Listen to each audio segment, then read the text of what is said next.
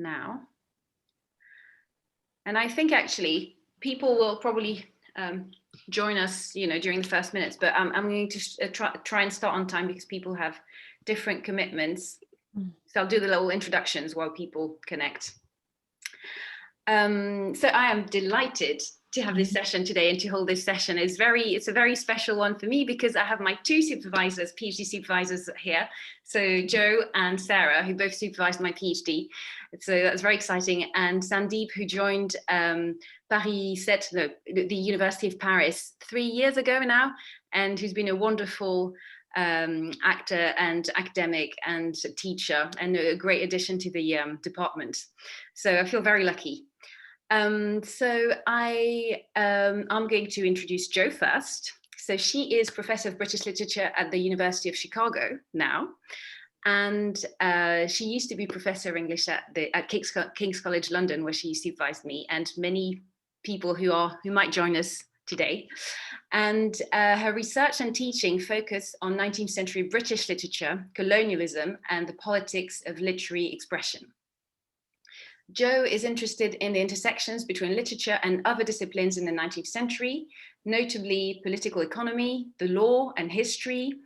And also, she's also very interested in cultures of print in both local and global contexts and the circulation of people, ideas, and things. So her work ranges across a very wide range of writers and print forms and has tackled a number of themes: the organization of knowledge at different historical moments and contexts, biopolitics, violence, family politics, modernity, space, population, and mobility. And she's published monographs on Thomas de Quincey, George Eliot, and on ideas about child murder in the 18th and 19th century. Her current work is on migration and 19th century British literature. The paper that she will give today is entitled Seeking Asylum, 19th Century Migration, the Laguardian Immigrants, I hope I'm saying that right, and Jane Eyre. So we'll listen to Jo. We'll listen to Jo first. And then we'll listen to Sandeep's response. So Sandeep, I'm going to give a quick introduction of Sandeep's work. He's a senior lecturer in post-colonial and queer literatures at the Université de Paris.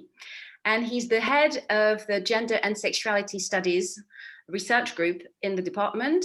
And he also co-runs the Decolonizing Sexualities Network and has also created the Empires, Souths and Sexualities Seminar here at the Université de Paris in partnership with Victorian Persistence. And so he's also, as we were discussing earlier, he's also organizing the Decolonial Cafe 2021 at the moment. So the first leg happened at the beginning of the week, and the second leg of it will happen on March 27th and the 28th. I will drop the link in the chat if you're interested. So his ongoing research operates within the field of transnational decolonial queerness, and he extending the analysis of post-colonial cultural praxes to diasporic, post-colonial and queer literatures. He aims to develop the emerging critiques of Eurocentric queer articulations through the lens of decolonial studies. And his monograph is currently under preparation, unless I'm wrong and this is outdated information, but I think that's it. And I'm really delighted to have this session. So I'm going to let Jo present now, and we'll then listen to Sandeep. Okay. Can you hear me? Am I? Yeah. Okay. Thanks very much. Thanks, Estelle, for a lovely introduction, and thank you for inviting me to give this paper. And particularly thanks to Sandeep for agreeing to respond to it. So I'm very much looking forward to his response. I'm going to share my screen, if I can, and there we go. Okay. As Estelle mentioned, I've been working for some time on a book that's about migration in the 19th century novel. And the case that I'm going to talk about doesn't really figure in the book, partly because I didn't really know what to do with it at the time. And I did most of the research for this paper about 18 months ago and wrote a paper which this is a version of. I'd intended to do more work on it, but in the way of the world, COVID got in the way. So I haven't actually managed to do the things that my ambitions for this paper haven't been fulfilled. So I'm still kind of slightly floundering, thinking, what can I do with this? So I'm really interested to know what your responses will be. Okay, so I'll start. On October the 1st, 1825, at Cromarty, there's Cromarty, on the northeast coast of Scotland, a group of about 200 migrants, mainly Gaelic speakers, more than half of them under the age of 14, boarded a ship that was called the Planet. They were en route to a new life in the young Republic of Columbia. The ship had been chartered by the Columbian Society, which was a British colonization company. After a journey lasting 42 days, which included a 3-day stopover at Funchal in Madeira, they arrived at the port of Laguardia, close to the city of Caracas, on the northern coast of what was then the Colombian province of Venezuela. So happy were they to have arrived that they danced a jig on deck. From Laguardia, they were taken by mules to the estate of Topo, which was, that's Laguardia, a watercolor. I can talk a little bit, I've got quite a few watercolors by the same artist, Hans Reimheiner, and I can talk about those later on because they're quite interesting, but I'll show a few of those. Here's a map showing their route. From Laguardia, they were taken by mules to the estate of Topo, which was 12 miles southwest of the port in the surrounding hills. The estate had been acquired by the Columbia Society for this particular group of migrants to occupy and cultivate. But their journey didn't end here, because less than 2 years later, in 1827, around 150 of the original group embarked on a second Atlantic journey, this time northwards to North America. They landed in New York and proceeded to Upper Canada. The final part of their journey was made on foot, where in August, John Galt, another Scot, welcomed this band of by now bedraggled travellers to his new settlement, the city of Guelph. Galt, the novelist pictured here, was from Irvine on the southwest coast of Scotland, and already well known for his series of Scottish regional novels that were known collectively as the Tales of the West. But he was also the secretary and leading force behind another colonization company that was called the Canada Land Company. He celebrated the arrival of the emigrants with a ball, so there was more dancing. It was as if they had come home. In his autobiography, Galt wrote that their arrival was fortuitous because it fulfilled his ambitions for Guelph, which were, quote, to build in the wilderness an asylum for the exiles of society, a refuge for the fleers from the calamities of the old world and its systems foredoomed. Galt's words, characteristically hyperbolic, drew on a familiar vocabulary of early 19th century migration, that the location of settlement was an empty wilderness, that it served as a refuge and an asylum, a destination for exiles from the old world in a new world that they would help to forge. That migration represented, in short, a renewal of both a place and a people achieved through labour and love. Of course, all of these claims are contestable, so we'll talk about that as well. I highlight here the sense of an ending that they imply, that the migrants' arrival and Galt's about to be built city would converge as the shared attainment of a struggle over time, a new and lasting world as a monument to a future life in which the exiles would participate. It's something like a novel in which the ending is not marriage, but rather a town. Reader, we settled there, they might have said if they'd read Jane Eyre. Of course, they couldn't have done because it hadn't been written then. But anyway, I'll come back to this. In fact, the historical records suggest that for some of the Laguarians, this was indeed their story. They did settle in Guelph, and generations later, the contribution that they made to civic life would be recognised by a plaque in the city centre of Guelph. So this is a commonly told story of 19th century migration. The same teleology is evoked everywhere, and it persists today, even in academic studies of 19th century migration.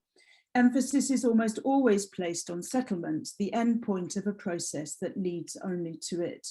This is true of both positive and negative accounts. Settlers came and built a city, a new civilization, or on the other hand, settlers came and destroyed an environment, killed natives and wrecked nature.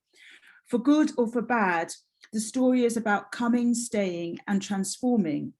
Frequently occluded are the more erratic, less purposeful movements of people, those times when they were not building in the wilderness, to borrow Galt's words, but floundering, lost, suspended, unsettled, or perhaps just being there, being out of place and not at home. In the case of the Laguardians, their experience in Colombia, if it's considered at all, is usually construed as a detour, a deferral of the moment at which they'll finally be drawn into a national and usually an imperial story of emigration. So I came across the Laguardians through their connection with John Galt while I was working on a larger study of migration and fiction in this period. This hasn't come out yet, but I've got that's the cover. It's coming out in May.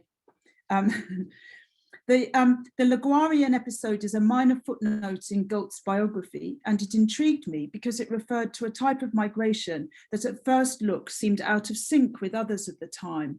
The destination's South America, and it's not a British colony. The emigrants were not even English speakers. And even though they were destitute by the time they reached wealth, by their own accounts, they had left modest, yet reasonably comfortable and respectable homes in Scotland. Most of all, the episode was transitory. They didn't settle and they left very few traces of their presence in Colombia, and their own voices, insofar as they can be heard, are heavily mediated in the archives of colonial bureaucracy, dispersed across 2 continents and 3 nations, Colombia, Canada, and the UK. Even Galt, surely one of the most prolific writers of the century, wrote no more than a few lines about them in one of his autobiographies. They seem to have slipped off the historical record. So the case speaks to my larger project, which probes the relationship between forms of fiction, especially the novel, and its relationship to migration in the 19th century. While on the face of it, emigration doesn't appear to be a major preoccupation of fiction in this period, there are very few canonical novels about migration per se. I suggest that in its form and its thematic and stylistic agenda, the 19th century novel in fact is shaped by and also contributes to the shaping of the very interstices of the migrations and intercontinental connections that comprise the world at this time. This is because, I argue, the global movement of people created an intellectual and political nexus which shaped everything. In relation to literature, it created new readerships, including subaltern readers located in different regions of the world. New publishing formats developed in the dynamic context of expanded markets in print, the changing print and transport technologies. The practices, concerns and cultures of world migration overlapped with innovations in literary form, modes of address and elements of style, and they provided texts with their own lexicon of inquiry. Who belongs to a community? Who is excluded? Who is native? Is movement freedom or confinement?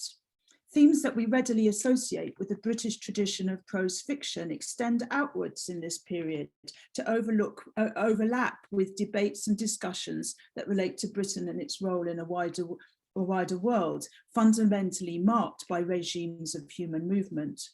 To rethink the novel's relationship to human mobility, therefore, is to make legible its engagement with a complex set of issues and questions relating to human world-making at this complex moment. So the paper's in 3 parts. In the first, I'm going to briefly recount the story of these particular migrants because I think it's a remarkable and quite intriguing story in its own right. In the second, I'm going to extrapolate 4 points that I think help us to theorize the ways in which migration reframed the contemporary world. And in the final short section, I'm going to turn to a novel, Jane Eyre, in fact, and speculate about how this unusual episode of migration might shed light on the form of fiction that emerges at this mid-century moment. But before I proceed, I'm just going to show you a map so you could get a sense of where what's happening with these migrants, their route. So they There we go. So they start off here at Cromarty, which is about there, and I think they go down the east coast of Britain, because I think they call in at Southampton at some point. Then they stop in Madeira, which I think is somewhere around here, just guessing because I can't read the map. And then from there they go on to Venezuela, and then they stay there for a little while, for a year and a half actually, and then to New York, and then by sea, and then from New York by land to Guelph in Upper Canada. So the point is that they're kind of circling the Atlantic Ocean. So it's quite a journey. But that gives you some orientation. Okay, so they might have been on a boat like this. Who knows? So the Laguardian immigrants were Scottish Highlanders. They were mainly Gaelic speakers. That I think is a really important point of the story, and I'm going to come back to that a number of times. They're of mixed ages and genders, and they travel in family groups. In total, there are about 30 families. They included gardeners, weavers, and carpenters. Many of them had been soldiers in the Napoleonic Wars. They're not paupers, but the families of people who had the skills of particular trades, and they belong to a demographic that was at the time the target of politicians and commercial agents of emigration schemes. In the 1820s, emigration schemes from Britain were popular. For politicians, emigration offered a much needed solution to the post-war slump and economic slump and the social problems it caused. Unemployment swollen with the return of veteran soldiers, and fears of social unrest magnified in the aftermath of Peterloo. For commerce, colonisation schemes presented opportunities for investment in the frenzy of speculation that struck in the middle of the decade. The Colombian Society, the emigration society that they were travelling with, its full name incidentally was the Colombian Society for Agriculture and Other Purposes. This was one example of an emigration company, and Galt's Canada Land Company was another one. So they're very similar kinds of companies. Most of the emigration schemes operating in this period took people to places within Britain's empire, South Africa, Canada, Australia, and Van Diemen's Land. South America was a less frequent destination for Britons. It wasn't part of what historian James Bellick refers to as the Anglo world. It wasn't British and it wasn't English speaking either. But neither was it unheard of as a destination for Britons, especially in the middle of the 1820s. Partly through the South American Wars of Independence, Britain had established links with this region. So between 1817 and 1821, thousands of demobbed British soldiers fought as mercenaries alongside the Colombian Revolutionary Army, while British entrepreneurs sold them arms and ammunitions that were then stockpiled in post-war Britain. The leader of the military struggle in Colombia was Simón Bolivar, pictured here in action, a man who had a wide network of European connections. He'd spent time in Paris and Rome, and in 1810 had been in London for 3 months as part of a Colombian delegation, during which he stayed at an address in Fitzrovia and was a man about town, mixing with politicians, businessmen, financiers, as well as philosophers, writers, and artists. He was in he was staying somewhere in Gower Street, I think. I like to think of it as a flat share in Gower Street, and he had a kind of social mix. He was obviously a very sociable and charismatic figure.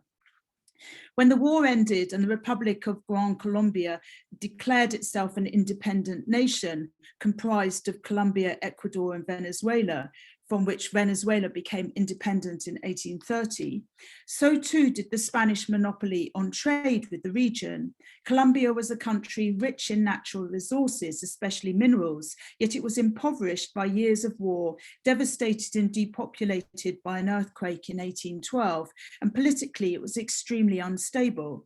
The government of the new republic considered investment from Europe to be crucial to help it shore up its fragile polity. And for Britain, the most dominant trading nation in the world, Colombia represented an El Dorado for financial speculation.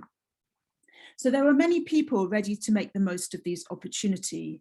One of these was this man, John Diston Powles. And this is a portrait that's in the National Portrait Gallery. And as you can see, he's represented here in a very respectable and imposing manner. Powles had built up a successful business in the region during the war, supplying weapons and volunteers to the Republican Army.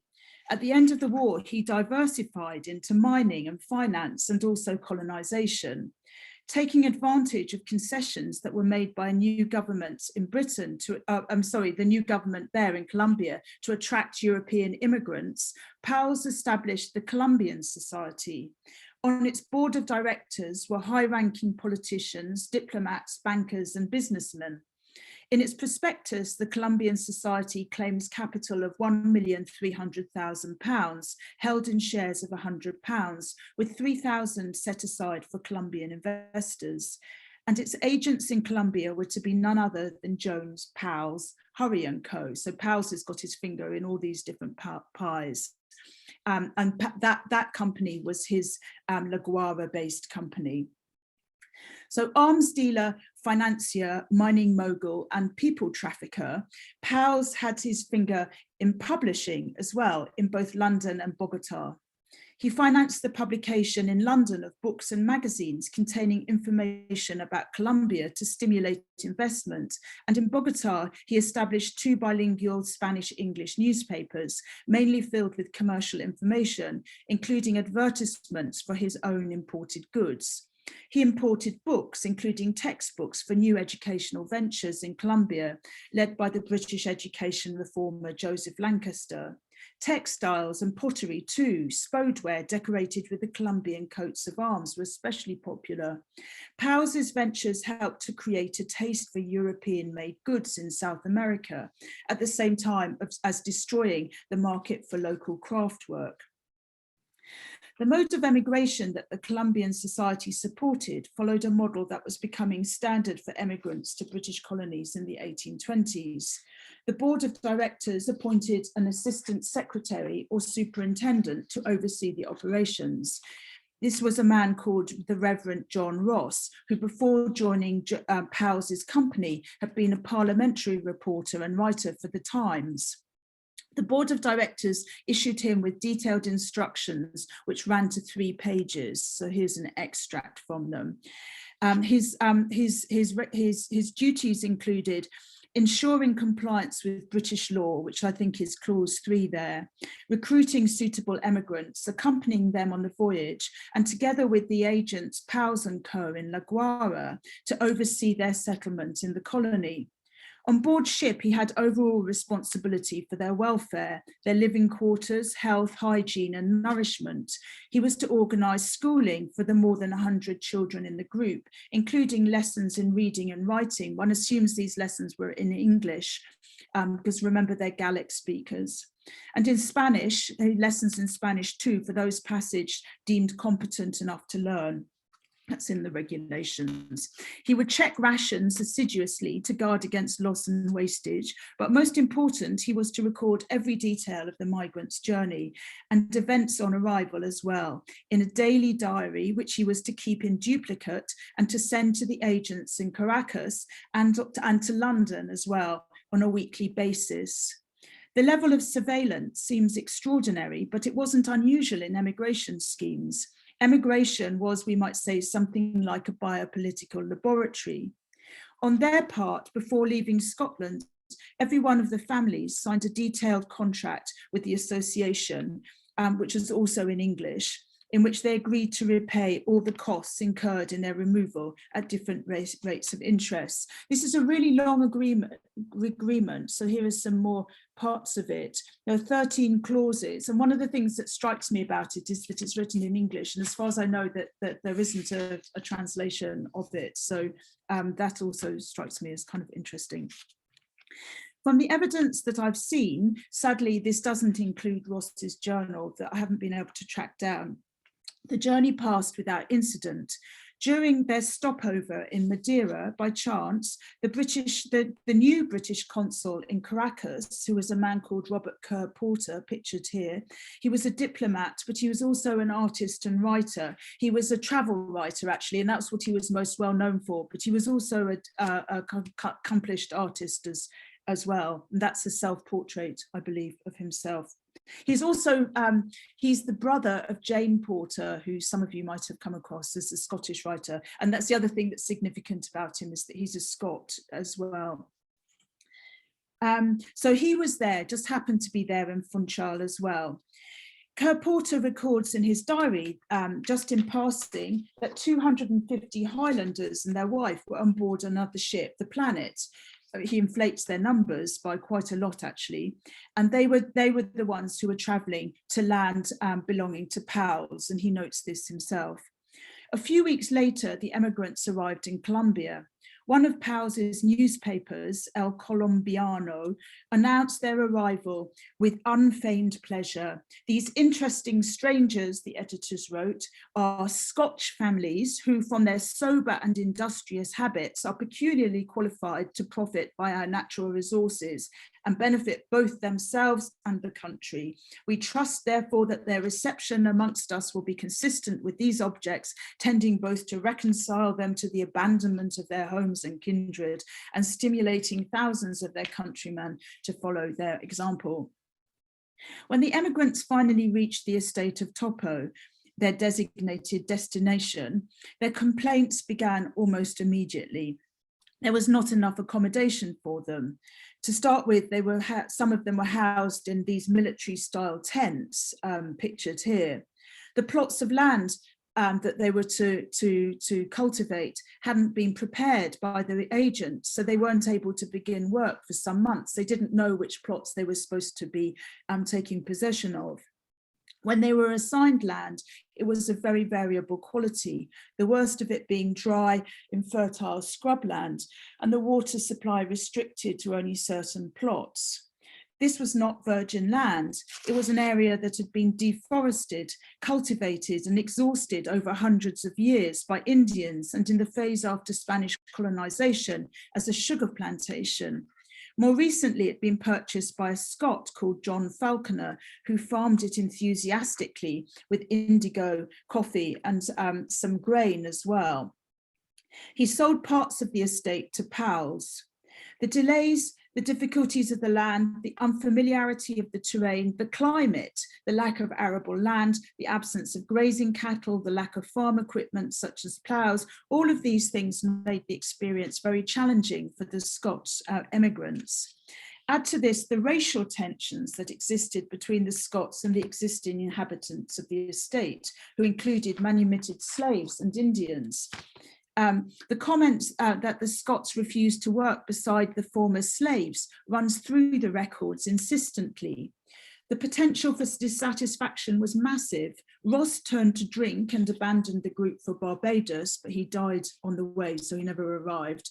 But neither the agents, Powell's and Co., nor the British consul, who is now installed, Robert Kerr Porter, neither of them were sympathetic to their complaints. They saw them as unsteady wasters, prone to the bottle, like Ross, and unwilling to fulfil their part of the contract.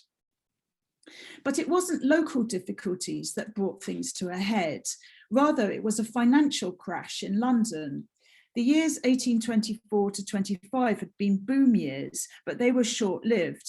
In 1825, no less than 624 joint stock companies had been listed in London, in new ventures, many of them overseas, in mining, railways, canals, gas, financial services, insurance, agriculture, and of course, colonisation. There were also fortunes to be made for banks through loans to overseas concerns, especially in the new South American republics. Records show that 32 million pounds were lent to this region in 1 year alone, including 7 million to Colombia by Goldschmidt's banks, and Goldschmidt was on the board of the Colombian Society, so he's pretty much in all of these schemes too. It was the inability of South American republics to repay these loans that precipitated a banking crisis in London, which also brought to ruin many of these new joint stock companies, including the Columbian Society. By the middle of 1826, it simply had no resources from which to make its contractual payments to the emigrants at Laguardia. Less than a year into their residency, therefore, their financial lifeline was withdrawn, and the emigrants were thrown onto their own resources. So at this point, their story becomes very confused, and this is a very attenuated version of what I've been able to work out. Some of the party leave to find work in Caracas and on the coast. Some of them become vagrants and stay within the region, just wandering around. Some try to find passages back to Europe or to North America, but the majority of them remain at Topo, and for them the story takes some unusual twists. When neither the agents, pals and partners, nor the British consul, Kerr Porter, would offer them any assistance at all, they face almost certain destitution. But this is forestalled by the occurrence of a series of what seem like to be remarkable coincidences, the stuff of fiction even. Enter two new characters. The first is Joseph Lancaster, the British educational reformer I mentioned earlier, who happened to be in Caracas at the time. Hearing of their plight, he came to their aid. Lancaster was in Colombia at the invitation of Bolivar, who he knew from his stay in London. They had met there. Bolivar had visited Lancaster's school in Borough in London during the visit in 1810. In 1823, he invited Lancaster to Caracas to oversee the introduction of his monitorial system to the new republic. For the emigrants, Lancaster served as both a consultant and an address book and a translator as well. He was extremely well connected to the great and the good, including to George Canning, then in his 5-month premiership in London from April of August 1820 to August of 1827, when he died. Lancaster wrote letters in English for the migrants to send to both Kerr Porter in Caracas and to the government in London, and he wrote on their behalf to his own contacts, restating and amplifying their claims. When all forms of assistance seemed to have failed, he established a subscription for them, to which Simon Bolivar, but neither Powles nor Kerr Porter, contributed. It was the letters that Lancaster sent to Canning that seemed to have set things in motion. Canning put pressure on Kerr Porter to help remove the emigrants.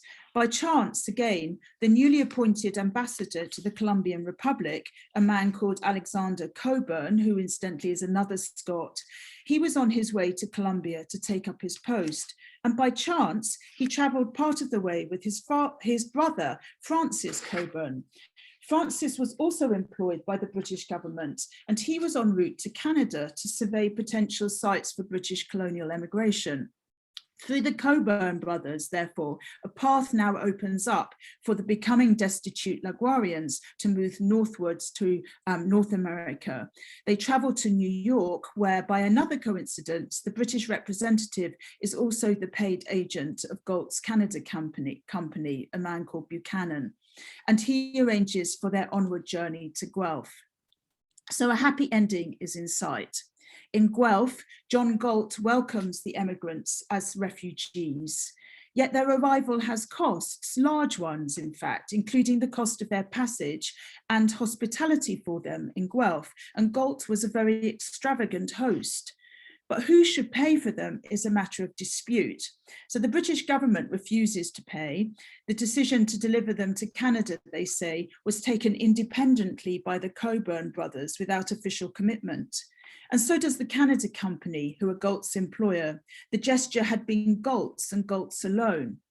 Galt decides then to withhold a payment of £1,000 that's owed by the Canada Company to the government. And as a consequence, the company, who didn't like Galt anyway and wanted to get rid of him, took the opportunity to sack him. So Galt returns to London unemployed, and now he too is destitute. And from his new abode in a debtor's prison in London, we find him applying to the Royal Literary Fund for charitable relief, pleading for the kindness of strangers to ease his lot. And the emigrants, well, they're not so happy either, it turns out. And within a few months, they begin to petition the government regarding their unfair treatment by the Canada Company. And so it continues, but I'll stop here. They were always very disgruntled and always complaining, this particular group of migrants, but maybe migrants always are, who knows. Anyway, I'm going to move on now to my second section. So what can we make of all of this? So I want to make 4 points. First point is that in some of the recorded statements of the emigrants, their arrival in Guelph served to correct the experience that they'd had in Colombia. They'd been exploited and treated inhospitably by the unscrupulous Colombian society, but now they'd been saved by the good Canada Company. So similarly, Powell's is the bad agent and Galt is the good one.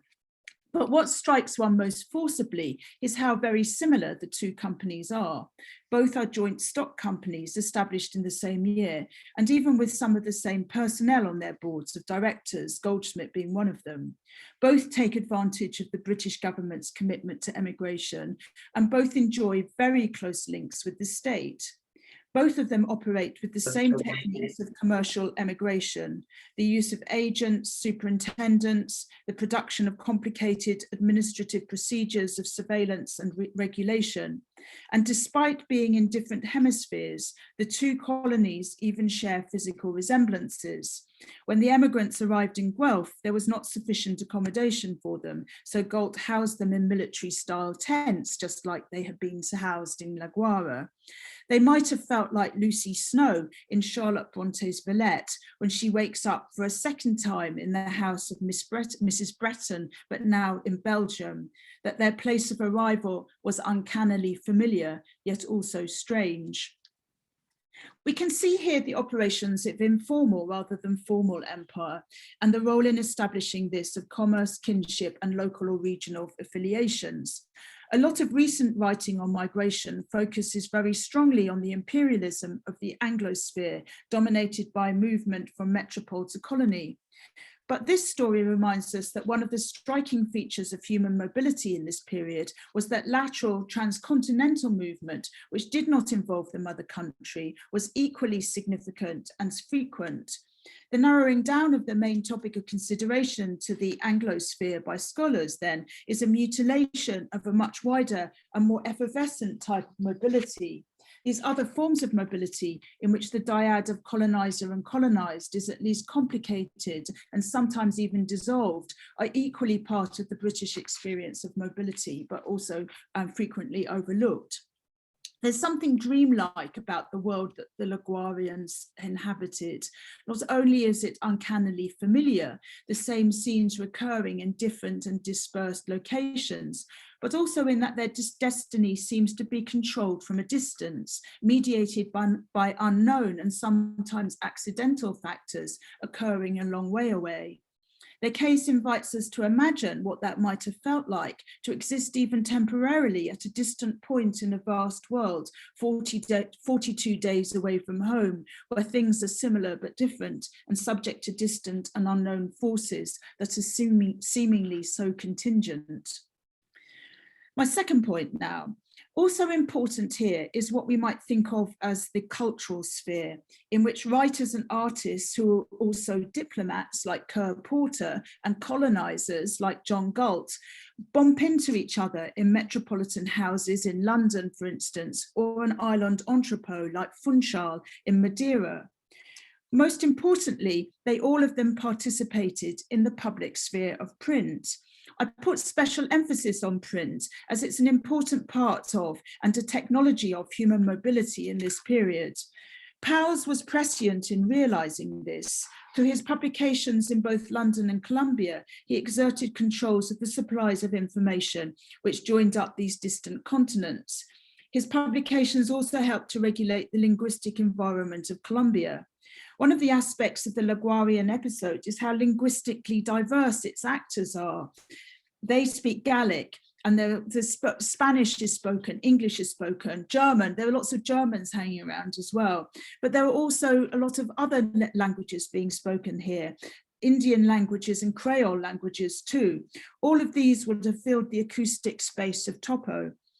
In her book, Orality, Listening and Knowledge in 19th Century Colombia, Ana Maria Ochoa Gautier points out that one of the aspects of Colombia that European commentators from Humboldt in 1801 onwards always note was the unfamiliar, uncanny noises that fill the air, not only the songs and sounds and screeches of birds and animals of the forests and the mountains, but also strange human sounds, different languages and different vocal practices, singing, chanting, music making, a melange of sounds made even more complex by the arrival of European language users.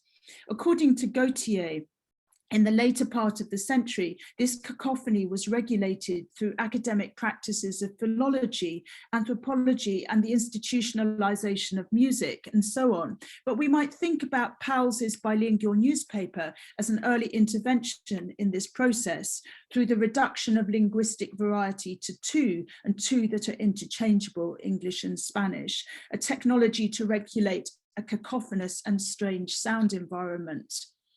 An image that speaks to this process of what we might call sound management is discussed by the anthropologist Michael Taussig in Shamanism, Colonialism and the Wild Man.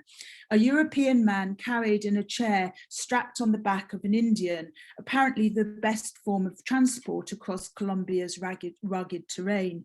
In order to travel safely in this precarious manner, it was noted by an American traveller in Colombia in the 1850s, the passenger should sit as still as possible, lest the porter stumbled and fell. And the way to sit still was to read a book. So they have to sit there reading silently, as though silent reading of printed book might tame or suppress the dangers of a wild terrain. Now, my third point the story is fascinating in part for its reliance on coincidence. Luck and chance seem to have played an important part in the Laguardians' fate, almost as though they were characters in a picaresque novel. That Joseph Lancaster happened to be there, and that he happened to know President Bolivar and Prime Minister Canning, that Alexander Coburn's brother Francis was on his way to Canada, and that both worked for British government.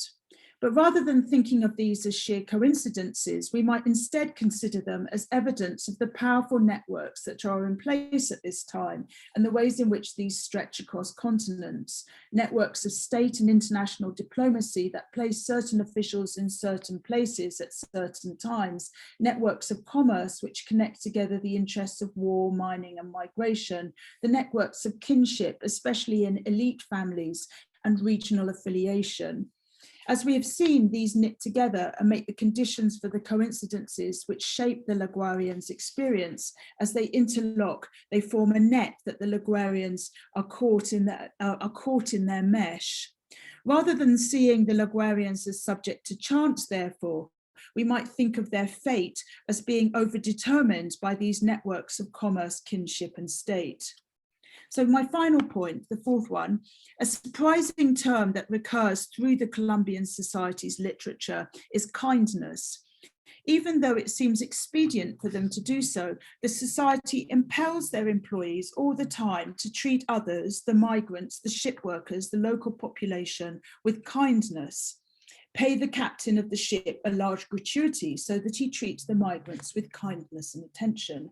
In topo, conciliate the natives of the neighbourhood of the settlement because it places the greatest reliance on the prudence, discretion, kindness and zeal with which you will discharge the whole party.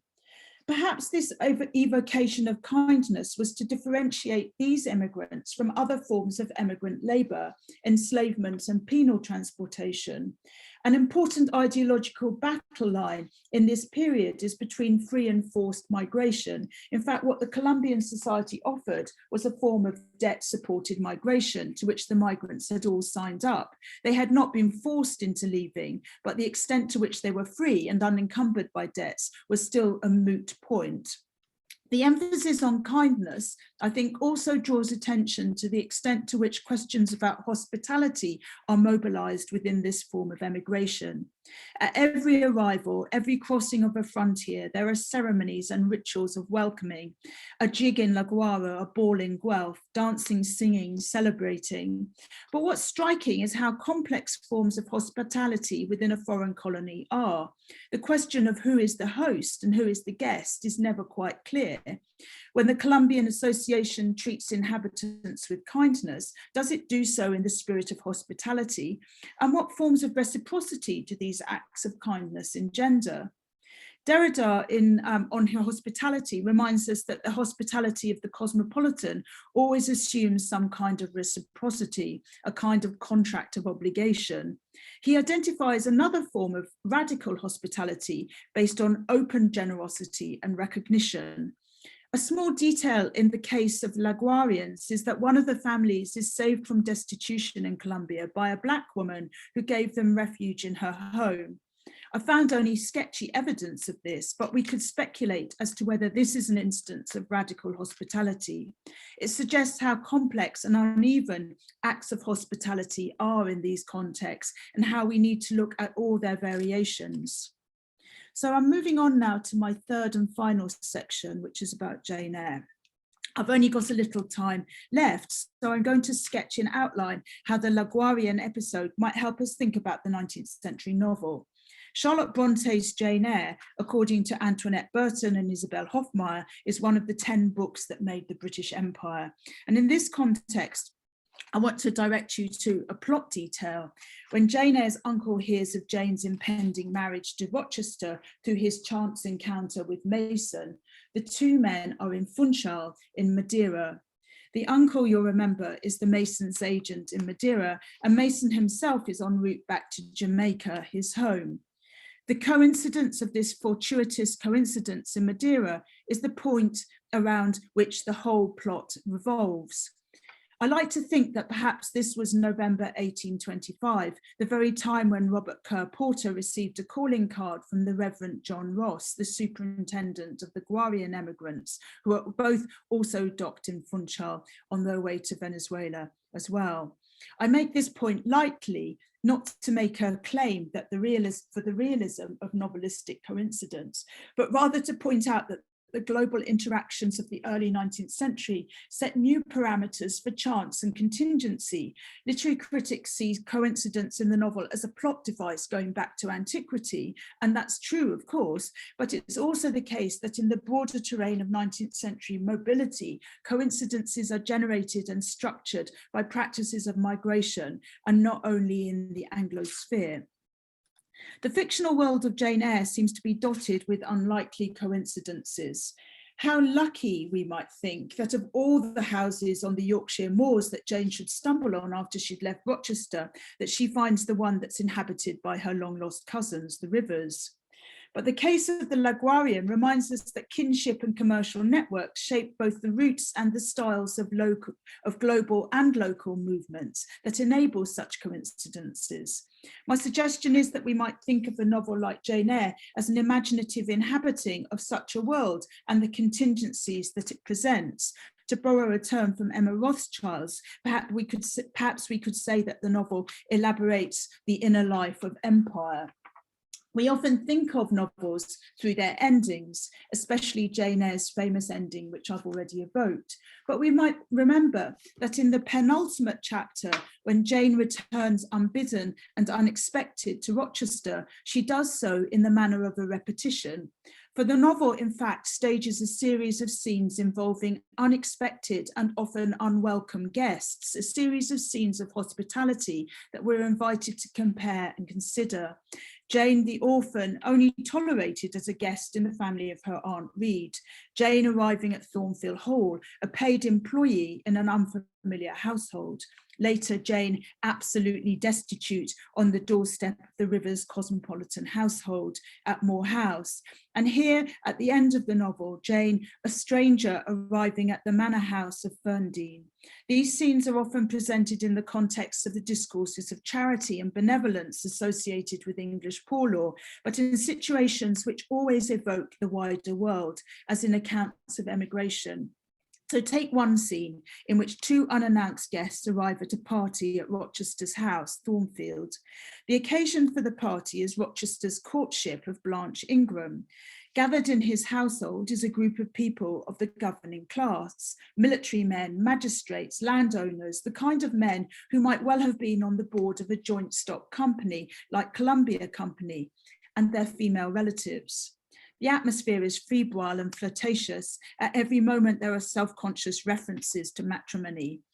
One afternoon, when Rochester is away, two newcomers arrive, and both are strangers and in different ways foreigners. The first is Richard Mason, lately arrived from Jamaica, whose foreignness is registered in his way of speaking, somewhat unusual, Jane notes. The second is the orientalized figure of a gypsy woman whose blackness is emphasized in her skin and hair, and whose foreignness is also marked in her voice. She mutters or niches, and that's niches is a dialect word that Jane uses at this point to describe the gypsy's voice.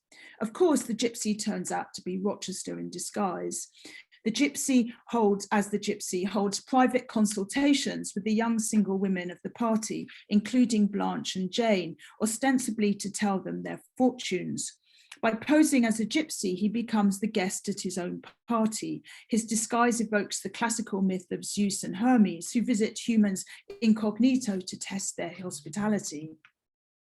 Throughout the scene, there are motifs which recall the case of the Laguardian. For instance, there are many references to books and reading, the extraordinary print culture that saturates the novel. In this scene, there's a moment when silent reading is presented as an attempt to control or manage an otherwise complex and unruly environment. When Blanche comes back from her consultation, disgruntled, she, quote, took a book, leant back in her chair, and so declined further conversation. I watched her for nearly half an hour. During all that time, she never turned a page. So sitting silently and still in her chair, holding her book, she seems like a European traveller perched precariously on the back of a human porter. And like the Columbian soundscape, Thornfield Hall resounds with wild and unaccounted for sounds. Just a chapter later, Jane will wake from her sleep to the sound of a shriek like a beast. Good God, what a cry, she says. Many people have written about the wild noises that haunt the house, which convey Bertha Mason's bestial state. But it's worth noticing that Thornfield is also a multilingual environment as well. Adele, the child, speaks only French. At the beginning of the scene, she mistakes Mason for Rochester. In French, voilà, Monsieur Rochester, she says, as though the other language introduces only confusion and doubleness. Dialect words intersperse the narrative too. Mason's strange for Jane unplaceable accent, his West Indian accent, unsettles the proceedings as well. So just as in the Columbian colony, the complexities of sound in Thornfield are disturbing and in need of regulation and control. So when Jane visits the gypsy, when it's her time in the library where the gypsy, as Rochester, is holding her consultations, the gypsy is reading herself and muttering at the same time what appears to be from a prayer book. She doesn't look up, Jane says. She says, it appeared she wished to finish a paragraph. At this point, the host, who is Rochester, of course, who poses as a guest, the gypsy, turns into a host as she, the gypsy, exerts control over Jane, the guest, making her wait as she reads an entire paragraph. Hardly a gesture of warm hospitality, we might say.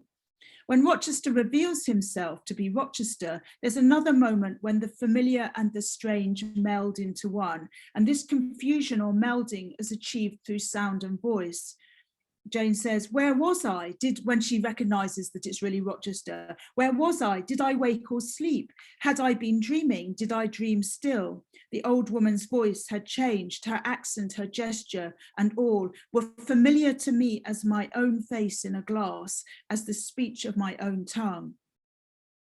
In this confusing environment where identities assigned through sight and hearing slip into each other, we find an explicit presentation of a new dynamic of hospitality, radical hospitality, based on generosity without reciprocity. Jane tells Rochester of the arrival of the other guest, Mason. Rochester collapses physically at this shock, and he calls on Jane for her support. And he poses to her a series of scenarios in which the usual dynamics of hospitality are inverted. If all these people, that is my guests, he says, if all these people came in a body and spat at me, what would you do? And he asks her, and if I were to go to them and they only looked on me coldly and whispered sneeringly amongst each other and then dropped off and left me one by one, what then? Imposing these scenarios, Rochester turns his guests into bad and inhospitable hosts, and he himself, the host who had posed as a guest, the gypsy who posed as a host, and is now turned back into a guest, allowing Jane at this point to be the good host who will welcome him unconditionally. What's proposed here in a scene of unconditional hospitality, I think, hospitality without obligation, and it prefigures Jane's arrival at Ferndean at the end of the novel. So this is a very cursory reading of a section of Jane Eyre, and I've tried to highlight how I think that we can see the novel evoking a world that in its form resembles that's inhabited by the Laguardians in their episode in Colombia, a world in which coincidences are shaped by the overlapping networks of commerce and kinship, in which the regulation of a complex, strange soundscape, often imagined through modes of reading, mimics a way of taming or controlling an alien environment, a dreamlike space in which the strange and the familiar merge into one, and in which scenes of hospitality are presented over and over again, interrogated and reimagined. This is the fugitive experience of migration as unsettlement. It's not confined to empire, but it's dispersed across the globe. But in its unraveling, we see the operations of those forces of power that come to shape the colonial 19th century world, including commerce, kinship, and the state. It allows us to see the narrative of migration in radically different ways, not as a record of settlement, nor of colonization as such, but rather as a potentially radical testing ground for some of colonialism's most decisive technologies. I offer this as a reflection on the case of the Laguardians, whose fleeting experiences seem in more than one way to be the stuff of novels. Thank you.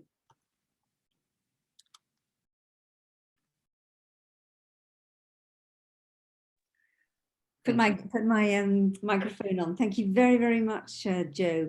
So I've got loads of questions, as I'm sure everyone else does as well. Very rich and very exciting paper. And I was first wanting to allow Sandeep to respond, and we can all save our questions for later. Thank you very much, Jo. And Sandeep, if you'd like to begin. Yes, thank you, Sarah. I'm sorry. I thought Estelle wasn't there, so I had to speak. So sorry about that. So thank you, Professor McDonagh, for this very compelling paper on 19th century studies, and more significantly for an important contribution to the field of Victorian studies and empire. The Empire is a novel, and I'll come back to this in a while. Thank you to Estelle, who's not here at the moment, and the Victorian Persistence group to allow me to respond to this critically significant paper that I've had the privilege to read prior to preparing this response. It is, of course, an honor for me to engage with this paper, even though I find it a slightly daunting task for myself. I'll still give it a go. I'll briefly make some comments before asking two questions, if I may, to Professor McDonagh, by way of opening the discussion with the audience. And as Sarah mentioned, the audience will have their own questions and perhaps many more than I'd ask. So at the outset, it is vital to signal the location of the paper and academic focus, increasing day after day on the far-reaching tributaries of the British Empire. Professor McDonagh references them as networks, kinships, and circulations of various kinds. And in this particular instance, the largely absent trajectory of the empire in South America. As she tells us in this paper, these trajectories of empire gain scant attention because they are regarded as being extraneous to the Anglosphere, or I'd say the empire per se.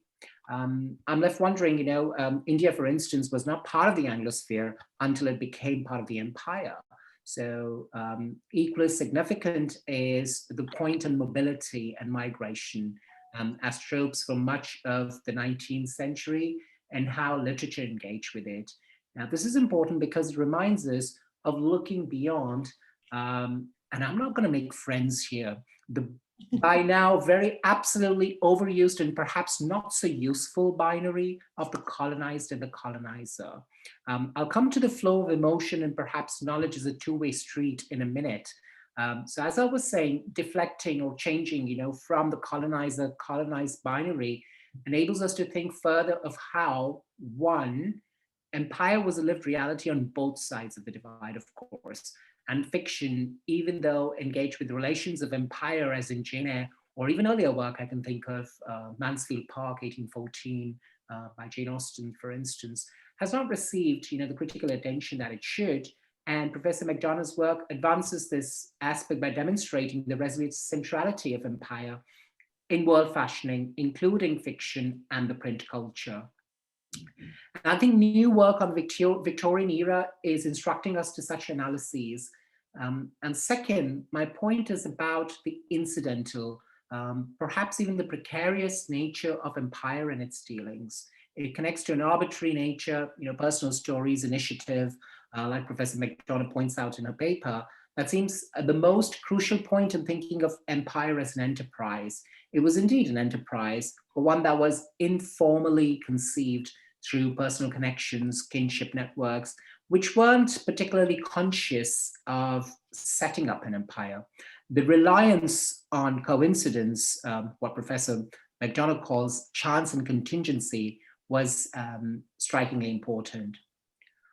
One point that I'd like to think of with her is the place of the Scots, the varied positionalities. And this is the reason I mentioned with that the colonizer-colonized binary is perhaps now not very useful in our understanding of how the empire worked. So coming back to the Scots with Gaelic language and other creolized formations of Spanish, English, and Gaelic in Colombia, US, or Canada, I would think of this principal aspect of positioning the Scots as both colonizers and colonized, and wonder if she'd like to comment further on that. And this is where I sneak in India, because the Scots have an extant history of participating in the empire in India. And of late, I discovered that there is a village called Patna in Scotland in reference to the Scottish officer born in the Indian city of Patna. So these connections are important. I don't know what they tell us, but they do tell us about the way the Scots were positioned, within the British Empire. And in terms of mobility outside the motherland, the alleged motherland, that is to say, to and fro London or England, it is quite relevant, in my view, to think of later movement in the 1880s and 90s from India to British Africa. I know your book focuses on the period, you say 1815, 1876. So one thing, as you say, Professor McDonagh, that characterized the empire was perhaps, again, not just the colonizer-colonized binary, which I'm sure has its own relevance, but transnational mobility, including one outside the alleged motherland. Now, this is really interesting, so the Guayrian migrants went from Colombia to the US and Canada. Now, in this sense, your paper adds much to the circulations of empire outside the center. And this is interesting for me, and I'm going to come to that as probably a question. And with this, I'd like to make the last comment on the use of hospitality. You borrow from Derrida, of course, and kindness, both in Jane Eyre and the Guayrian migrant case. I have two questions here, and I'll stop with them. So the first one is, did you find an instance of knowledge exchange? You say I would think of kindness and hospitality in reference to your thinking with Derrida. I would also think of both kindness and hospitality as not just emotions, which are part of the empire, but also as part of inherited knowledges. I think you mention it with the Black woman who gave shelter to the migrants at one point in Colombia. You talked about radical hospitality. I know you didn't find much by way of archive, but is there a way of envisaging the incident as not just a confrontation, but an exchange of knowledge? How would you respond to it, I wonder? You mentioned the creolization of languages, the linguistic impact in your words. So I'm left thinking that there is certainly an aspect of creolization of knowledge and emotional empathy, what you call radical hospitality, that may have traveled back and forth and would perhaps be evidenced in Victorian fiction. Is it worth exploring, for instance, this connection with one of the 10 novels that made the empire? You mentioned Voilà, Monsieur in Jane Eyre. So this perhaps, I don't know if you could add to this, if you could develop on this point, I'd be grateful. So this is one of my first questions. And the last question, the second question, is about the novel itself. And it's drawing upon, again, the inner life of empire. And I would like to hear more of how you think Bertha's story can be reined in with the event at Funchal that you mentioned in your talk, to offer perhaps a more wholesome, comprehensive picture of the inner life of emotions, or the inner life of empire. So I think that's something that I've been working at the moment, of empire and emotion. So I wonder what kind of emotion that actually creates to think of Bertha as emotionally unstable, and what happened at Funchal, the meeting that, that's how you get the Guayrian migrants case in Jane Eyre. That's how you see it. So it's something that I'd like to listen to hear more of. Thank you so much. Thank you so much for this wonderful paper. Thank you. Thank you very much, Sandeep. So, Jo, would you like to respond? Shall I reply? Yeah. Yeah. Thank you very much, Sandeep, for the very interesting and thoughtful questions, and thank you for reading with such care. So I think, as I heard it, there are three themes that you're picking up on, which I could respond to briefly. One is about the Scots, and Scots as being kind of colonized people themselves. And I mean, I suppose the thing that's come out of working on this case is how very, very uneven these on the ground situations are, because there's, even within regions, there are so many differences of power and privilege within them. The thing about these particular migrants, and they're not paupers actually, but they're not very powerful either, and basically they have to get out of Scotland, and so they are disadvantaged in all kinds of ways, but in many other ways they're advantaged as well. So I suppose the thing that I've learned from this is how one has to just kind of think about the granularity, I suppose, of particular context, and work from there. The questions about regional affiliations, I think, are incredibly important. As you say, the Scots are incredible travellers and incredible colonisers, actually. So Galt, in my book, I do write about this. I write about Galt quite a lot more, and he has this whole thing about how the only thing that you need to travel is a good Scottish tongue in your head, and that just having a Scots accent's going to have you're going to be okay anywhere you go, because you've got a kind of a passport into a kind of into a Scottish power hub of some kind, because they're everywhere in the world. So I'm interested in those the ways in which those very particular networks of affiliation of all kinds of different scales, from the very local to much more kind of larger scales as well, are operating in different situations. So I suppose that's how I would respond to the first question about the Scots. You're right, the Scots are incredibly important in India, and well, everywhere actually, in Canada, everywhere. And the Irish too, but the difference between the Scots and the Irish is kind of interesting as well. Anyway, the second question about hospitality, and hospitality as being an occasion for knowledge exchange. I need to think about that a little bit harder. I think I see what you're getting at, and it's a very interesting thing is that what's happening in those situations where hospitality is taking different kinds of unsuspecting dynamics. In Jane Eyre, the one of the hospitality scenes that I've thought about a bit and written about is the scene where Jane turns up on the doorstep of Moor House, and there's something about the cosmopolitanness of that household that seems to be important. And I think that that's a very English literary scene, the scene of a cosmopolitan household where the people inside are multilingual, are scholars actually, and occupy a certain, not a privileged, but also not a subordinate class position as well. And that those people are open to, so in Jane Eyre, it's the Rivers that they're translating German, I think, when she arrives at the doorstep. The servant tells her to get lost, but they call her in and want to welcome her. It's the same scene in Daniel Deronda. I've written about this. So when Daniel takes Mira to the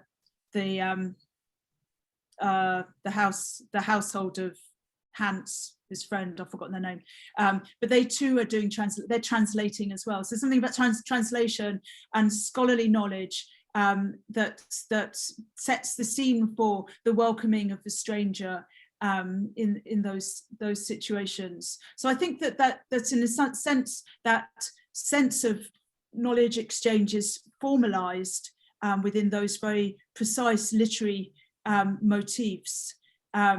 I'm not sure whether this is following exactly where you were heading, and I need to think more about it. I'm not quite sure what happened I'd love to know more about what happened to the different the migrants in Caracas, and the families that welcomed them and those that didn't, and what happens to that kind of information. Where does that go? I mean, Lancaster is another really interesting figure, and he actually is in Venezuela at the time, partly because he knows Bolivar, and Bolivar invited him, but partly because he's got a sex pest claim on him. He's coming from Philadelphia, I think, where he's accused of sexual misconduct with a school of girl school children or something like that, I think. So he's kind of fleeing some other very unfortunate situation to be there. So he too is somebody whose situation is a very bizarre one. What he does, I think, for these particular group of migrants is very is an act of generosity, but there are obviously other things that are going on there. So I'm kind of interested in that, and what I've been trying to do, but not really getting that far with, is trying to see whether one can see that being worked out in terms of his monitorial education system. But I've sort of met a blank wall there, but there might be some way of getting through it. Then the third question, the inner life of Bertha, and the inner life of the emotional life. I can't remember how you phrased it now. Of Bertha and that moment at Funchal. You're interested in the Funchal. So I suppose what I would say about that is that seems such a tenuous moment in the meeting of these men in this outpost, but such a certain moment as well, a moment that has such certain implications to it. So there is a kind of surety around that particular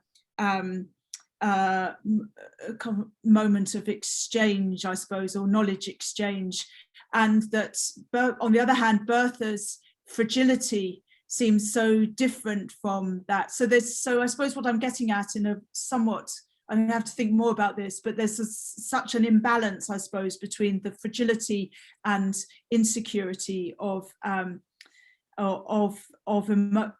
Bertha, whereby her emotional instability is the cause of her representation in the novel as this kind of outcast pariah. And the certainty of colonial knowledge, I suppose, on the other side of that. But I'll stop there. Perhaps other people can answer. If I may just make a very brief comment, because I like you see, when we assimilate knowledge from other cultures, these words have traveled. So you're talking about the linguistic impact, and you yourself use the word pariah, which obviously comes from another context, and with it comes knowledge. So I'm just thinking of when you were talking about this network of affiliations, and you were talking about this charity, but charity itself, or hospitality, sorry, the word was hospitality, but hospitality or radical hospitality itself from that Black woman to the Laguardian migrants comes from a particular knowledge background. You see, that's how I see what you mean, yeah. So I'm wondering if it traveled back. Wondering about the circulation, just like food traveled back to Britain, or something else, or words that have traveled back. They also come with a particular knowledge. Perhaps for food might be spices, perhaps for cotton might be clothes, etc. And so I'm very interested in that kind of circulation, either from there to Canada or from there to Britain. So are there instances, not just in Jane Eyre, but in you mentioned Daniel Deronda and the idea of translation. So I'm wondering if, that cultural heritage has been translated somehow, what I would call the exchange of knowledge. I mean, circulation of knowledge. Yeah. That's what I was getting at. I'm really sorry that it's very sketchy, but it's very fun. It's very interesting to notice this, that the idea of radical hospitality might have traveled from one place to the other.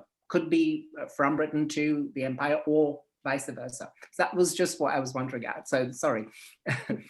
Well, just say in reply to that, I think it's a very wonderful idea, and it would take a lot. I mean, and a very intriguing idea as well. And I suppose one of the things that one could do to track that would be to track colonial commodities, for instance, and the way in which that they kind of travel around the world. There's really lovely work by Samia Khatun on religious books coming to Australia with Sikh migrants, for instance, and where there the kind of linguistic alterity and the kind of cultural alterity is carrying with it all kinds of different ideas. But I suppose the problem that one will always have is, or the difficulty or the challenge is being able to track this and where one tracks it, because the dominance of the colonial knowledge is so strong, and so you have to find ways of kind of piecing it all together. But anyway, I think it's a really lovely idea. Thank you. So thank you very much for that. That was a very interesting exchange, and it's been making me think of several things, but perhaps the most important is this notion of the movement of knowledges, the movement of practices from one area of the world to another, and the idea of culture being something which is constantly defining itself in opposition to, or by taking and borrowing from other cultures. And with the sort of rise of nationalisms in the 19th century, we've inherited a feeling that culture is somehow something which creates itself as distinct from other cultures. So you decided that there's the French culture, the English culture, the Spanish culture, whereas in fact, what we're seeing here and what we're feeling is that culture is in fact this incredible use of porous boundaries, a kind of osmosis that's constantly happening. And that then makes me think again of this notion of the novel, the empire being a narrative somehow, and bringing in the idea of literature. And I was wondering if this notion, I think, don't know whether it was Sandeep who used the expression or whether it was you, Joe, the creolization of hospitality, meaning that the empire with all its violence was in fact a place of learning about receiving others. And it's fascinating for me because it's not something that ever comes up really. We're always thinking about colonization and empire as, I mean, and quite rightly so, as imposition, as some form of violence, attrition, but very rarely this notion of somehow the kind of side effects which is learning, changing, perhaps modifying rather extreme forms of behavior, modification.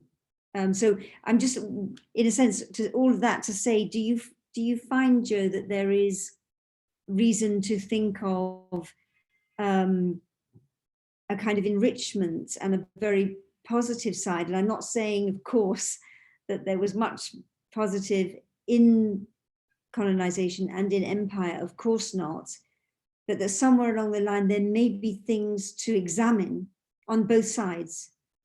I just wanted to get your thoughts on that, and perhaps also Sandeep's thoughts, both of your thoughts on that.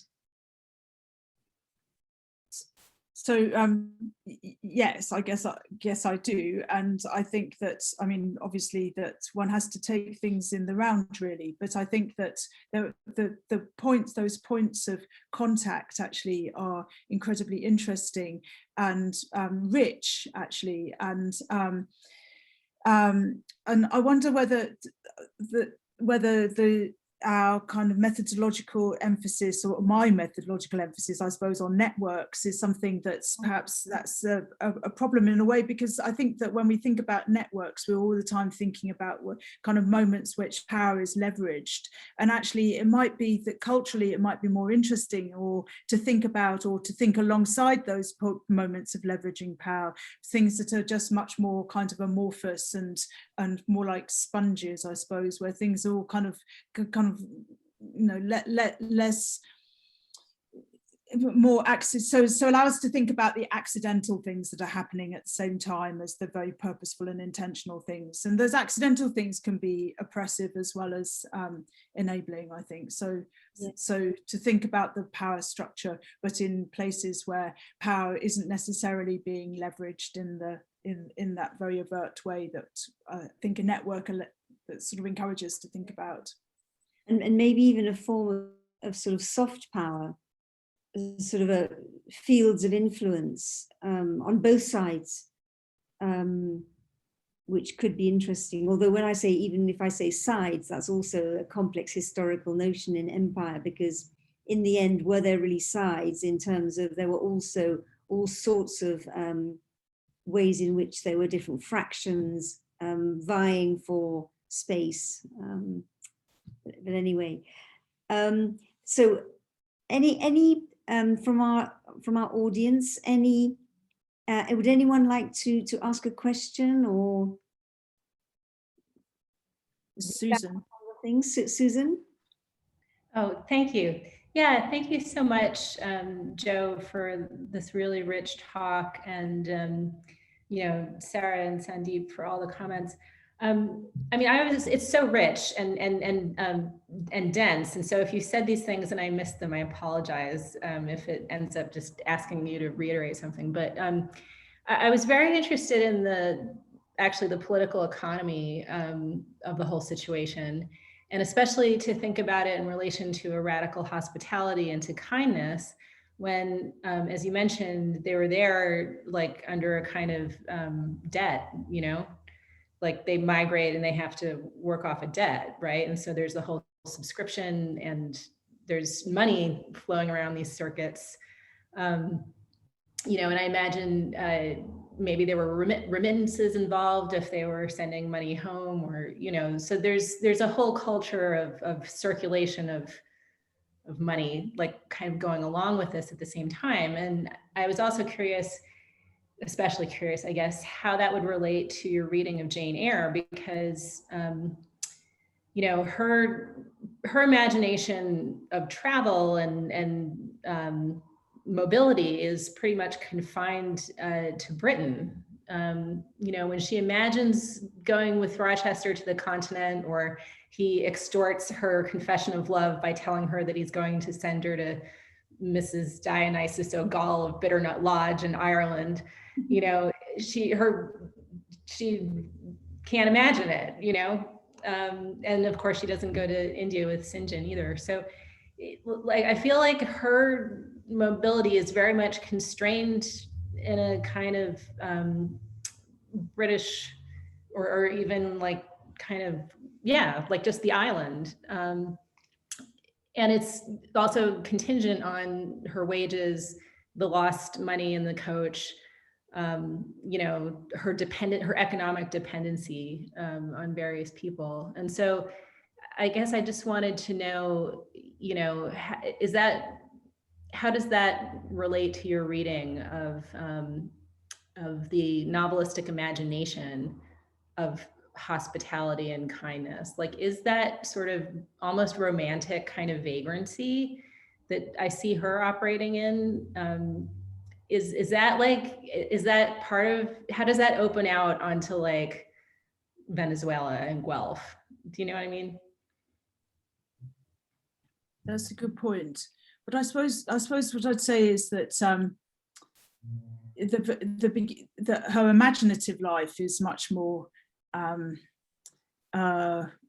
international than that. I mean, she begins at the beginning, if you remember, the Red Room stuff is full of all these imagery of being in a it's Arabian, isn't it? It's like an Arabian. There are references to the Arabian Nights, I think, isn't she sitting cross-legged on a stool? And so there's, I think, through the print culture that surrounds the novel, that there is a more expansive a kind of itinerary for Jane Eyre in her imagination.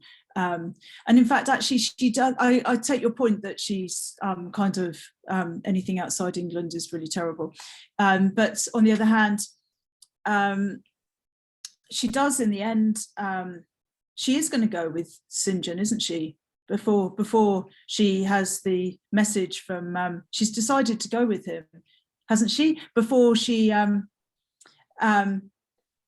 gets the telephone call from Rochester. Cora's shaking her head, so maybe I've misremembered that. But I think that there is a kind of, I see her as being imaginatively drawn outside, as a character drawn out. So all those kind of the cultural networks that in which she's immersed take her outside the nation more so than her own roots do.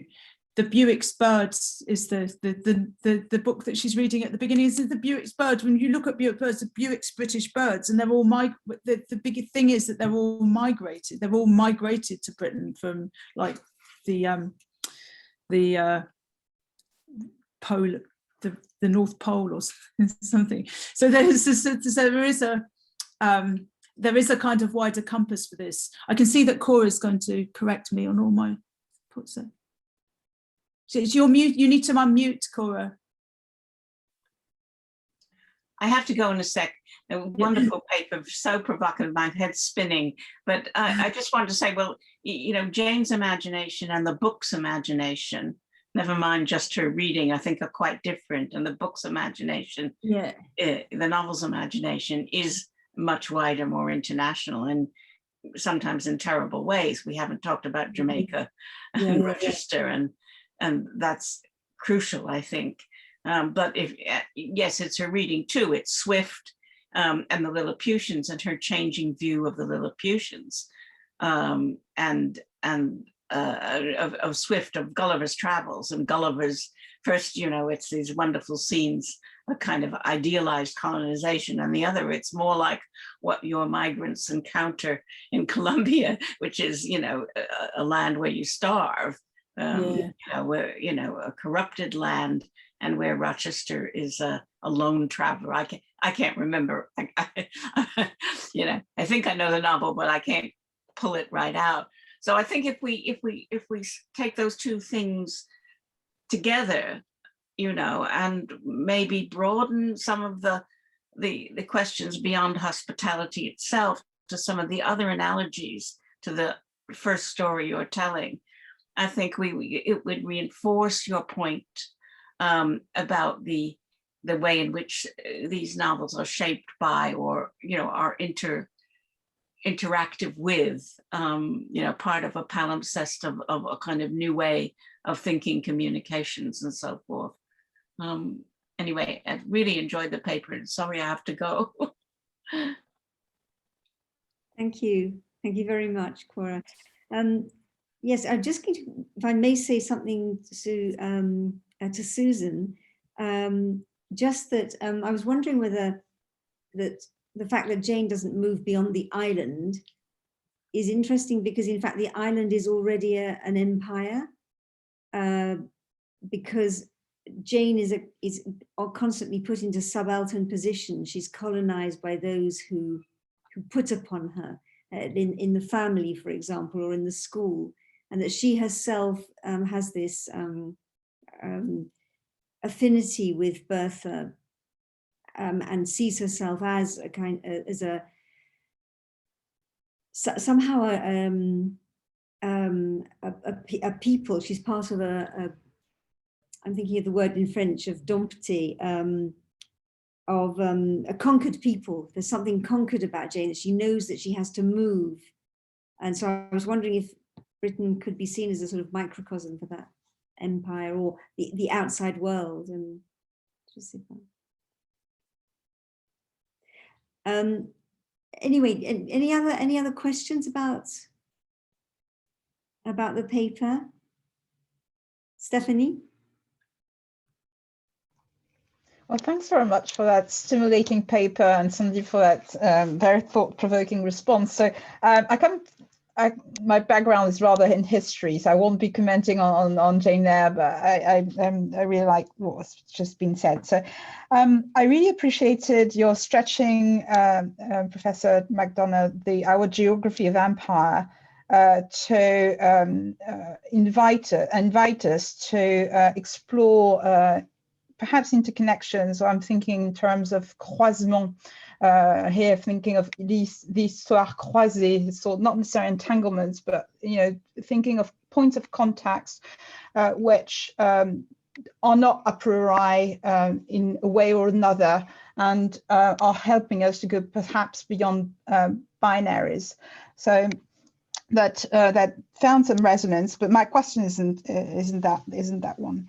So, but that helped me rethink about empire and its geography as one that is imagined and that has no limits. And you do say about sort of this world fashioning, and I find that this is extremely radical, thought-provoking, and very stimulating. My question, or I was very, very intrigued by the vocabulary used by John Galt. You mentioned refuge from the old world and asylum. So I have a set of questions relating to this. First, I was wondering whether it was an accidental use, because these words are in circulation at a time in Britain and are usually applied with reference to Spanish liberals seeking refuge in Britain from persecution. So I was wondering what was the sort of imagination of those words in Galt's thinking, and whether there was any connection with this, any connection with the Spanish liberals from that perspective, and as Spanish liberals also conceived the New World as perhaps the final completion of refuge. And I was wondering whether there was any Scottish understanding, some sort of Scottish reclaiming of refuge displayed somehow to empire. So here were my questions. Yeah, thank you very much. So good questions. The thing about, one of the things to say about that quotation from Galt is that as in all of these situations, that it has very kind of local associations. And in fact, actually, that what's happening, I mean, Galt takes in those that group of people partly because he's having a big old fight with the colonization company itself, and so he wants to kind of get more people in to so it serves his interest to welcome them. And in fact, when he does welcome them, he charges them a huge amount of money, actually. And that's what they're complaining about. He charges them double what other settlers are being charged to buy plots of land there, I think. But and he uses those terms in a very pointed way as part of his self-justification. So he's using them very kind of performatively, actually, at that time.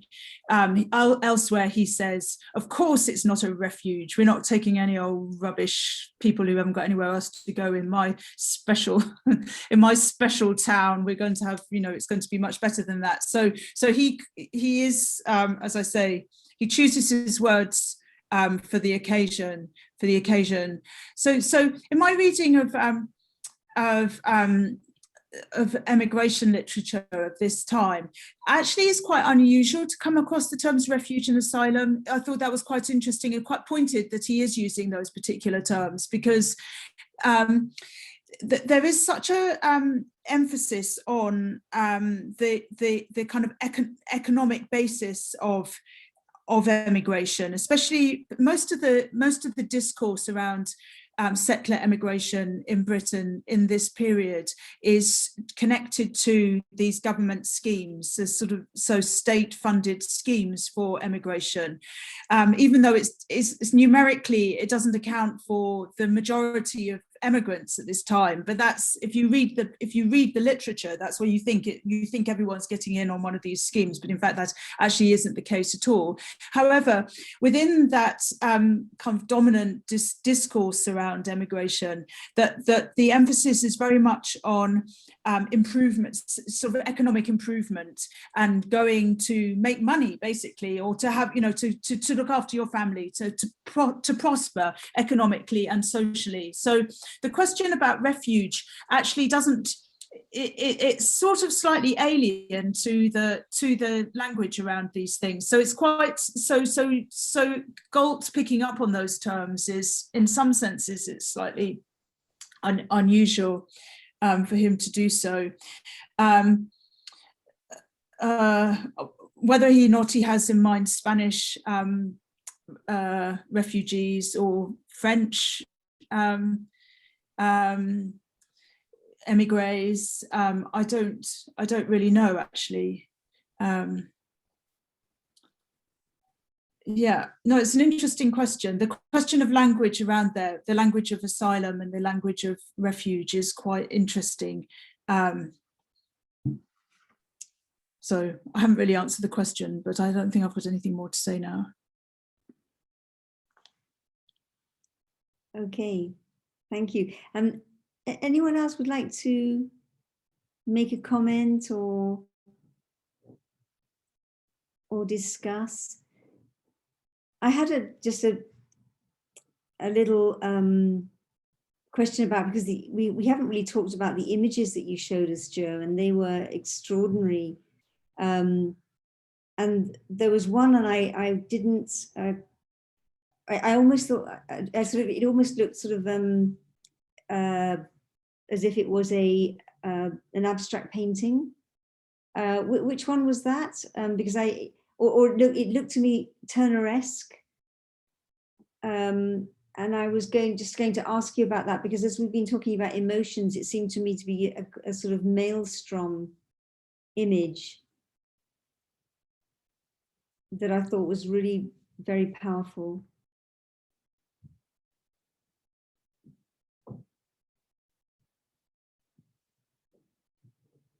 Yes, that was it. William McTaggart. Yeah, I just wondered if you had any thought. I can't hear your.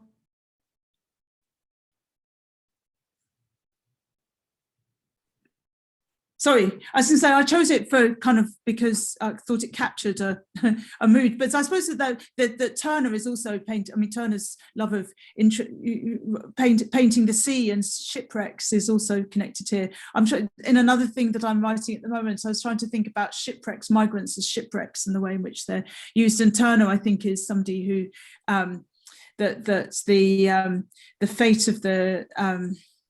fate of the migrant who becomes a shipwreck, which is very current kind of formation, of much more current, I think, for us now in 21st century than in the 19th century, that migration should be figured in this particular way. And it has a whole set of other kinds of resonances. But I think that sense of the sea and the technique of painting the sea in this way in which everyone is being dissolved, the idea that migrants are going to be wrecked is something that hovers over all emigrants' imaginations in the 19th century as well.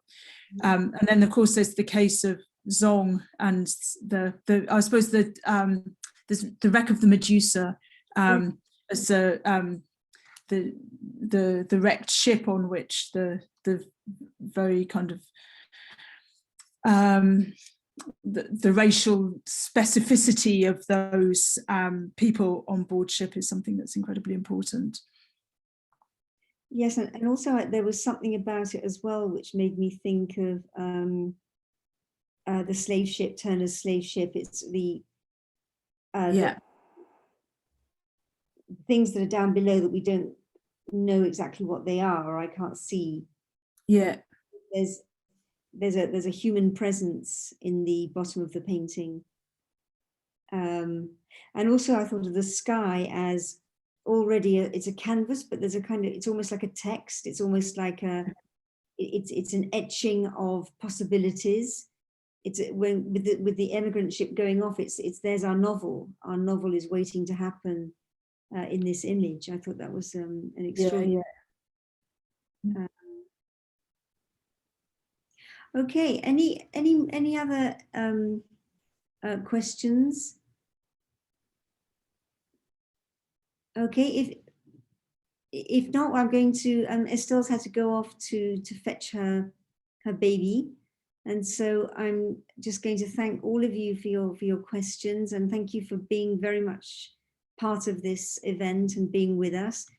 And special thanks, of course, to Joe to giving us this wonderful vista and food for thought, and also to Sandeep, who's been really giving us some superb ideas today, and also has many of his own very interesting seminars on decolonial, if any of you are interested in looking up Sandeep Bakshi, and also Stephanie Prévost, who is also my colleague and who also has got some very exciting seminars coming up. And I think she's got one coming up on history of politics with Alan Potofsky and Colin Jones on the 29th. Is that right, Stephanie? Yes, correct. Paris as a laboratory of urban form, 18th century is the subject of Alan's talk on Monday. So yes, 5:30 Paris time. Voilà, so wonderful perspective there for us. And also Sandeep, your next venue is the Decolonial Cafe next weekend. Yes. Thank you so much. And I just want to really thank Sarah and Estelle for inviting me, and to Professor McDonagh. I call her Jo now, and Jo for opening, as Sarah said, this vista onto accidental empires. I really like this idea of the initiative, the personal initiative, the empire as a personal initiative. So thank you so much, because I think it's a very fertile ground. The 19th century, and particularly its literature, is a very fertile ground. And every time we read something like Mansfield Park, it just comes to you that, of course, this was happening and we've glossed over it. So thank you so much, Jo, for letting me comment on your paper. It's been an absolute honor to do that. Thank you so much. And I look forward really to reading this in print. In May, did you say? Yes, but this isn't in the book. My book's coming out in May, but this isn't in it. I don't know what to do with this, but I've got lots of ideas now. But thank you so much for your comments. That's really great. And thank you for the questions as well, which I don't think I've answered anything very well, but anyway, I don't think so. Okay. It's inspiring. It's pushing me in different directions, so helpful. Thank you. Okay, and thank you, Susan, and everyone that's here, and Jane, and Ludmilla, and Marie, and Emily, and Anne, and Eleanor, and Juliana, and we were 20 at one point. 20 at one point. Okay, speak soon, everybody. Thank you.